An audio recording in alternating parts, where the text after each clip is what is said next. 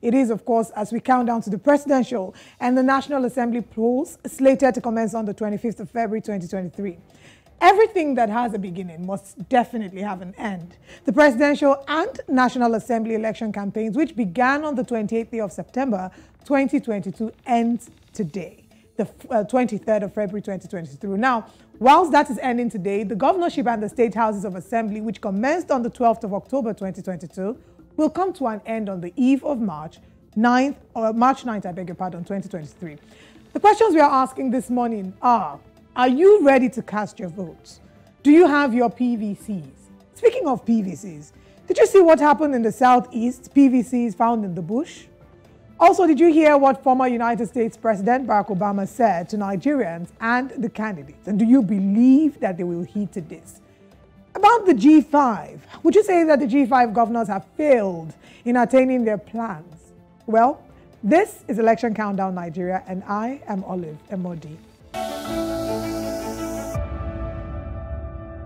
Welcome to today's edition of Election Countdown Nigeria. Now, did you know that today officially marks the last day for the campaigns from the presidential aspirants and for other aspirants vying for National Assembly seats? However, the Independent National Electoral Commission has revealed that a total of 1,574,301 polling unit agents will take part in the 2023 general elections, which shows how prepared political parties and their agents are for the forthcoming elections. There's so much to be explored in this conversation, but let's move over to Nnewi, where the indigenes have commenced distribution of permanent voter cards discovered in a forest on Tuesday to its owners. The PVCs were discovered by a hunter on Tuesday, who took them to a popular radio station in Nnewi, and that's Authority FM radio. The PVCs were later moved to the palace of Umudim traditional ruler. The Anambra State Office of the Independent National Electoral Commission has refused to speak on the discovery of a bag containing thousands of PVCs in a forest in Nnewi. Take a look at what the indigenes have decided to do.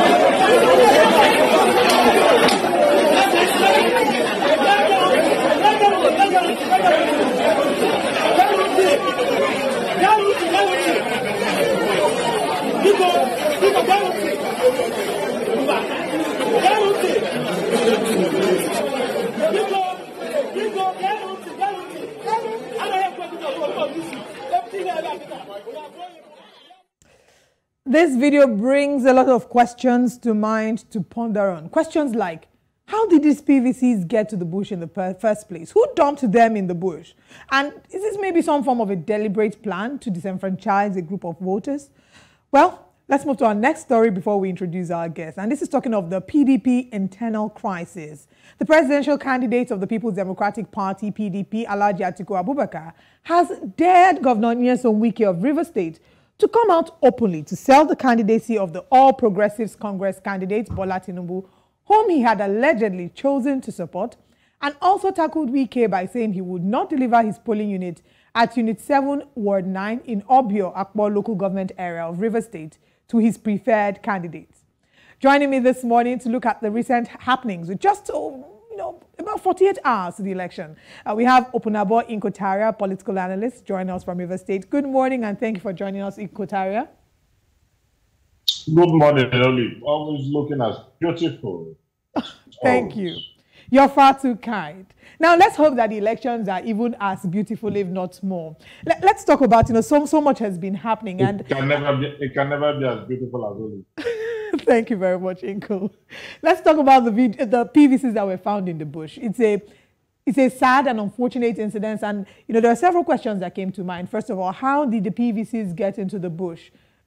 What are PVCs looking for in the bush in the first place? Thousands of them.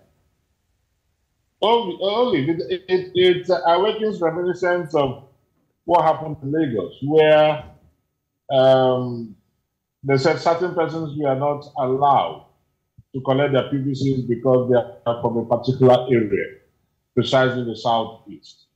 So you could see some machinations by certain characters who are desperate in connivance with INEC to disenfranchise Nigerians. Now, the popularity of P2B, my candidate is Atiku Abubakar, but I want to be as honest as I can. The popularity of P2B has frightened. There is this issue of pantophobia, frightening the likes of Tinubu, and so they are working in cahoots with INEC to ensure that Southeasterners are disenfranchised, because they believe that the South is a stronghold of P2B. And that is why, otherwise, how do you explain it? It's rationally inexplicable to say that from a particular region, which is the Southeast, you have this number of PVCs that are found in the bush. Who collected the PVCs from INEC? For you to go get your PVC from INEC, certain procedural obligations must be met. Identification, principally identification. So how did these ones collect that? When you talk about identification, you're also talking of photo. Your person must match with the photo they have on their identity card. And at no point in time did INEC say their offices were raided and PVCs scattered away. We understand PVCs offices were burnt. If offices were burnt, the PVCs would have been burnt. So at no point in time did INEC say that their offices were raided and PVCs scattered away. We are not aware of that information. It's not within the cognizance of the public. So I have a conviction that some INEC officials are working in cahoots with a presidential candidate.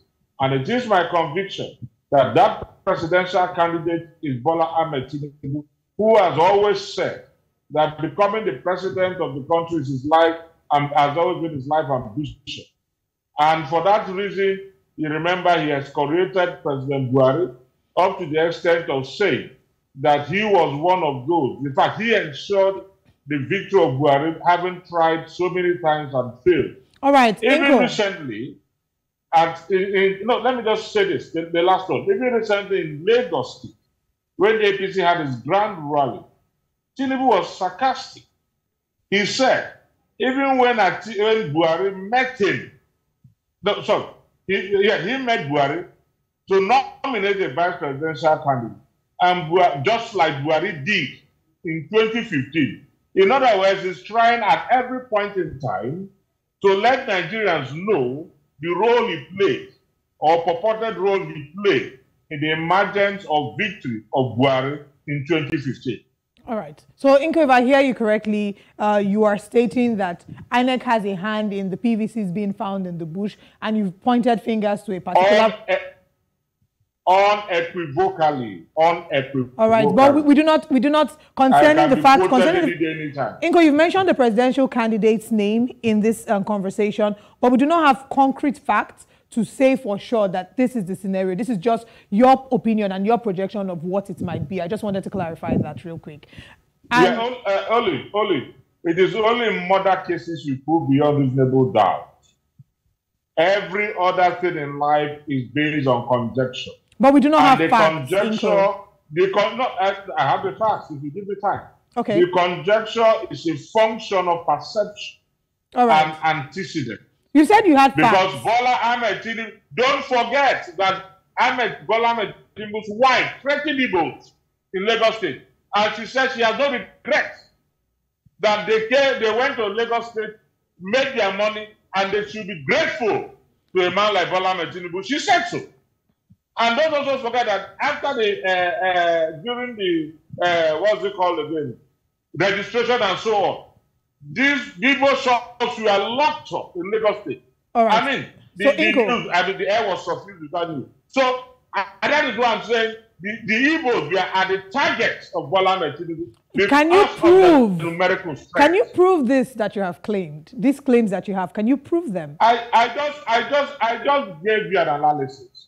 Like I said, it's only murder cases that go beyond reasonable doubt. All right, Inko. Every other thing is planned on deductive reasoning. All right, Inko, we do not have concrete facts, and I'd like to just quickly clarify that these are your thoughts and your opinions and your projections, and they do not reflect the thoughts of us here on News Central Television. Thank you very much for sharing that with us. I said quote me. I said quote me. I did not News Central. Okay, great. Inko, yeah. All right. Inko, we'll go on a quick break now. When we come back, we're going to be exploring conversations about the G5 governors and, what their plans were and what the situation is. This is still Election Countdown Nigeria. Stay with us.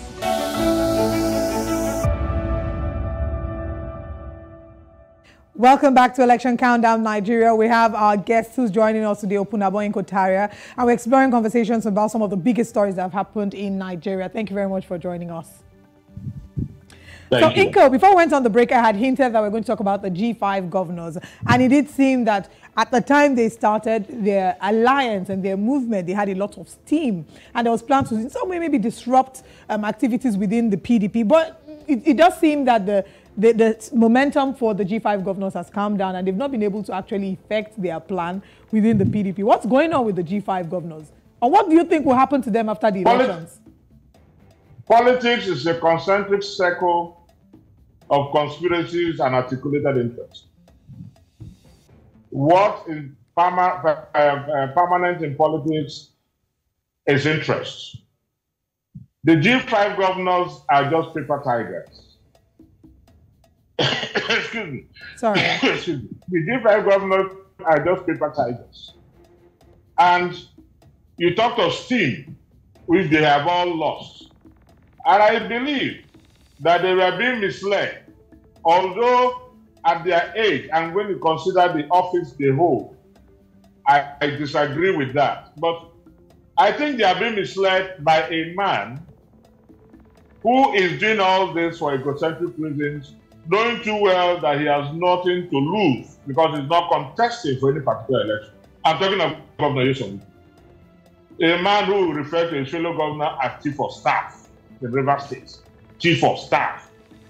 Now, the truth about it, Wike has always said to Nigerians that he's altruistic. But in the same breath, which is a contradiction of paradox, he said, these other persons, such as Austin Opera, Celestine Ome and Co., are angry with him because they wanted, he said, Obio wanted to go for Senate, he told him no. Austin wanted the governorship, he said no. Celestine wanted Senate, he said no. Which means you are telling Nigerians that you are the one dictating to Nigerians who should go for what. This was the same man who said he was not going to impose any candidate on Rivers people and impose the PDP candidate on Rivers people. This was the same man who said he was going to make known, disclose to Nigerians his preferred presidential candidate and failed to do so. And when he was asked by the media, he said he was going to tell his people, he did not say he was going to make it known on national television, which is a big lie, because he said he was going to go around the nation to campaign for his presidential candidate. Let me tell you this. The G5 governors, there is schism now. You have fissure on the wall. You have the likes of Autumn supporting Obio. Nyesom Wike is supporting Bola Tinubu, a man who says he has, in quotes, integrity, in quotes, because it's actually pronounced integrity, who says he has integrity, is the same man doing things surreptitiously, who said APC has cancer, PDP has malaria. How will he opt for APC? Now he's opting for APC. Is that a man you're going to trust? If you talk of the G5 governors, they are paper tigers. This election is all about your conscience. And that's why I've always preached, if you remember Oli, I've always preached against imbecilic followership. What do I mean by imbecilic followership? Because Oli is supporting candidate A, whether candidate A is good or not. The mere fact that Oli says, I must support the candidate, it's like rain that falls. It doesn't fall on a single roof, it falls on all roofs. I remember. Look at the cataclysmic leadership we have today. Because they said, oh, Buhari must come into office. The major aim of all those who rallied land Buhari was to ensure the exit of Goodluck Jonathan. Today, you can see the likes of El-Rufai, Gandhi and Co. attacking the same man that said, watch. Indeed, Inko, I remember you have actively spoken against imbecilic followership, which is something that you've talked about even with your personal life, which is why you were able to stand. As I speak with you right now, Olive, as I speak with you, my candidates cut across the parties. The man I have for House Assembly is not the man I have for governorship, it's not the man I have for Senate, it's not the man I have for the presidency. That's and it's not limited to your part, so you're not with any political party, is that what you're saying? I am not a member of a political party as I speak with you. Okay. And deliberately so. Okay. So that I will not be accused of anti-party, just like what Wike is doing. Let's bring. I am not a member. Okay, let's bring the conversation to Wike and the G5 Integrity Group. Now there have been conversations about them being punished after the elections or being reprimanded in some way. What do you think is the worst that can happen to them, or that can be done to them? It's pantophobia. That's what I'm talking about. Atiku, through his spokesman, have said countless times, precisely through the Commissioner for Information in Delta State, Charles, I think so. He was the one who said repeatedly that there will not be any case of vendetta, whether you supported them or not. It's an umbrella. The PDP is an umbrella. And so it is ready to accommodate everybody. And the beauty of democracy is when you have dissenting voices. And if you're somebody that has this intellect, if you're intellectual, you appreciate when somebody disagrees with you. All you need to do is look at the reasonableness in that disagreement. It's as simple as that. And Charles has always said it. That has the Commissioner for Information, who is also the spokesperson of the PCC, has always said it countless times that they are not going to victimize anybody for disagreeing with them. What the Atiku should do if he wins and when he eventually wins, because I know he's going to win, is to ensure and also correct the negative impression people have of him by having an inclusive government. Inko, yes. It's very interesting that you're saying for certain that he's going to win. Yes. We've seen different polls showing different results. Atiku will win. Okay. The race is between Atiku Abubakar and PDP. Okay. But unfortunately, PDP doesn't have that gravitas that Atiku have. I mean, you shared your opinion on what this is. We've seen different polls showing different results. But let's hold on. Let's hold on. Exactly. I'll have you again on Monday, and then we can see what exactly the true situation is. But I'd like us to take the conversation to another angle as to talk about the peace accord. Ahead of Saturday's elections, political parties and their president. We're done with G5 for now. Let's move over to the peace accord. All right. Ahead of presidential candidates, ahead of the presidential election, we've seen that parties and their presidential candidates were present to sign the second National Peace Accord with a promise to ensure peaceful polls and to accept the outcome of the elections. The presidential candidates of the new Nigeria People's Party, NNPP, Alhaji Musa Kwankwaso, the ruling All Progressives Congress, APC, Asiwaju Ahmed Bola Tinubu, the Labour Party, Mr. Peter Obi, and the People's Democratic Party, PDP, Alhaji Atiku Abubakar, signed the Peace Pact at the International Conference Center, Abuja. In line with this, former American President Barack Obama has urged political candidates and leaders in the forthcoming elections to ensure a free, fair, and peaceful process. Let's take a look. Hello.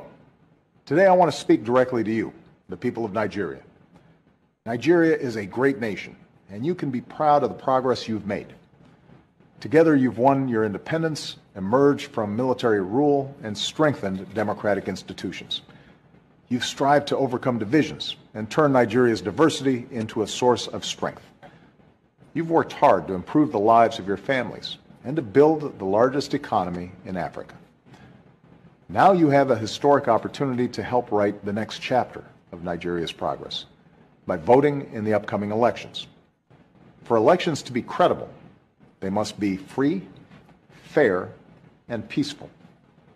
All Nigerians must be able to cast their votes without intimidation or fear. So I call on all leaders and candidates to make it clear to their supporters that violence has no place in democratic elections, and that they will not incite, support, or engage in any kind of violence before, during, or after the votes are counted. I call on all Nigerians to peacefully express your views and to reject the voices of those who call for violence. And when elections are free and fair, it is the responsibility of all citizens to help keep the peace, no matter who wins. Successful elections and democratic progress will help Nigeria meet the urgent challenges you face today.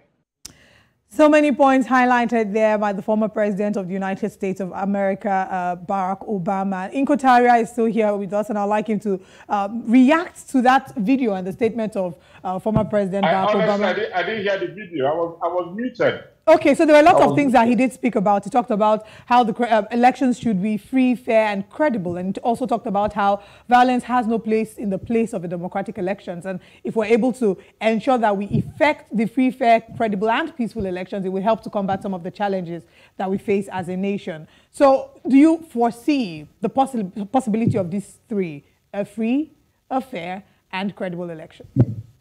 Well, there are signs that we might have skirmishes here and there, but I believe that it will largely be a free, fair, and credible election, largely because the president is hell-bent on bequeathing same to Nigerians. He has said it on several occasions at different fora that he wants to bequeath. If that's the only legacy, having failed in everywhere else, if that's the only legacy is going to bequeath to Nigerians, he's going to do that.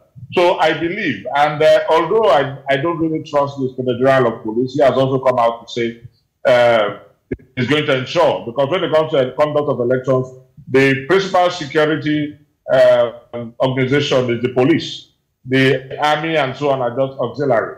And even though the chief of defense staff has also reassured Nigerians that we're going to have free, fair, credible elections. But I'm a little bit worried because if you have, well, election is a process. Because, for example, in Rivers State, you have a time where opponents are being harassed, attacked. You have concatenation of attacks on lives and destruction of properties and so on in Rivers State. And these things are done with impunity. And that's why I call for the immediate transfer, redeployment of the Commissioner of Police. And I'm happy that that has been effected. So I'm quite happy. But I also pray that the Federal Police will not be a conflicted fellow. In other words, he will be as transparent and independent as he can be. Quickly only, because very soon I know that you will tell me the time is up. Thank you very much to Taria for being with us. I want to say this quickly. I want to say this quickly that the G5 governors are just paper tigers, led by a frustrated man, having been kicked out of the presidential race. And so what they intend to do is ensure that Atiku Abubakar, who never chose Nyesom, Wike, the leader of the G5, that they want to ensure that he loses in the foreground. On what ground? You say anti-party. He's as guilty as anything, even if he goes to the Supreme Court of God. This is anti-party, a member of the PDP campaigning for APC in Lagos State, for Sanwo-Olu to return, a member of the PDP, supporting, not just a member, a governor on PDP platform, supporting Tinubu. And what are we talking about? So, my dear sister, on the issue of the G5, forget them. They are non-issue. I mean, Nigerians have come to realize that these are just comic reliefs. All right. So now let's take the conversation. Let's take the conversation away from. They to themselves powers that they don't have. They think that it is like yesterday, where you rig election. You see that you have to write. Now, human beings are going to vote their conscience. All right, so Inko, we hear you. We hear you, Inko. We want you to take the conversation away from paper tigers. Inko, can we please take away the conversation from paper tigers? We hear you correctly. Now, let's take the conversation to the peace accord. Okay, all right. And let's talk about the peace accord. Whatever I say, I do. Whatever I say, I do. All right. Let's talk about the peace accord. This is the second peace accord. One was signed in September last year. Let's talk about how effective would you say this peace accord was and will be. Was looking at the last one signed in September, for them, they said that they were going to have peaceful campaigns. And we're done with the campaigns today. And now they've signed another peace accord to say that they would run a free, fair, and peaceful elections and will abide by whatever the decisions are. Let's look at the past peace accord and the new one. How effective was the past one and how effective will this one be? Yeah, Oliver, I must be honest with you. First and foremost, let me say I was quite impressed that Tinubu attended this one. Probably it's as a result of the flags he received for being absent in the last one. But I'm very happy that he attended this one. Nevertheless, the peace accord, the efficacy of the peace accord is in doubt. It's just a moral persuasion. You know, these are candidates that have made up their mind on what to do to win. They say, what's this particular saying that says the end justifies the means? So the peace accord is just to deceive Nigerians. Why those organizing this, the peace accord is done for intended good reasons, no doubt about that. But we are talking of the signatories to the peace accord, the likes of, let me not mention them. So the truth about it, the whole thing is let us sign so that people will believe that, yes, we are going to abide by the provisions of the peace accord. But that will not in any way influence their actions and their attitude during the elections, because they already have a mindset on what to do. You know, as far as these signatories are concerned, I'm talking to the peace accord are concerned, we must win. Certain persons have that. Somebody said the Miloko, what is it? I don't understand in Yoruba. The Miloko, it is my turn. And a man who tells you it is his turn is desperate. And so with or without the peace accord, he will resort to various expedients to ensure he emerges victorious. All right. So the peace accord, brilliant, done for intended good reasons, it's a moral persuasion, but knowing too well that it's actually not even binding, because they have really not, apart from Mike Guinea of Akpor, they have really not prosecuted anybody that contravened the Electoral Act, so to speak. So you find out that the peace accord is just a mere exercise. It has to do with the individuals and not the peace accord. Okay, if you are a man of rectitude, there are certain things you will avoid. If you're not a man of rectitude, no matter, you have laws in this country, no armed robbery laws and so on. Yet you still see people engage in armed robbery, get involved in armed robbery and so on. So this peace accord, brilliant. For now, 2023, I don't think it's going to have any major effect on the candidate. I mean, let's talk about something not so peaceful. Yes. Inko, let's talk about something that is not so peaceful. Unfortunately, we gathered reports of the fatal shooting and killing of the Enugu East senatorial candidate for the Labour Party, Barrister Obio. This is unfortunate. I'd like you to react to the killing. This is just less than 1 day to go. We have about 1 day to go to the elections, and he's being shot dead. What should we really expect? Share with us your thoughts on this and what we should expect going forward. Just under the carpet, but it is obvious that he was killed by opponents. I don't know much about him, but my extrapolation is simple. Probably he's seen as a very popular person, as a legitimate person, somebody that is well accepted by his people, and is seen as a threat. Although I have a belief, or I can guess who assassinated him, or at whose behest he was assassinated. But the truth about it is that they are scared of his political clout. They believe that notwithstanding incumbency, because I've mentioned that you might glean, notwithstanding incumbency, he was definitely going to pit others at the polls. And that is why he was killed. All right. But that is what I'm talking about, safety in the forthcoming day. That's why I talk about. Now, the only way this particular can rekindle hope in Nigeria is to unearth the killers of that man. If the Taria does that, and if they are prosecuted, notwithstanding whose ox is God, then we are otherwise. I believe that even the Inspector General of Police is a compromised person. Inko, I'm tempted to actually ask you if you are working. Inko, I'm your Central TV. I'm resisting. I'm resisting the urge. I'm resisting the urge to actually ask you if you started working with the law enforcement agency, as you seem to have an idea of who may have ordered the killing, because we know that investigations are still going on, and there might be something that we don't know about it.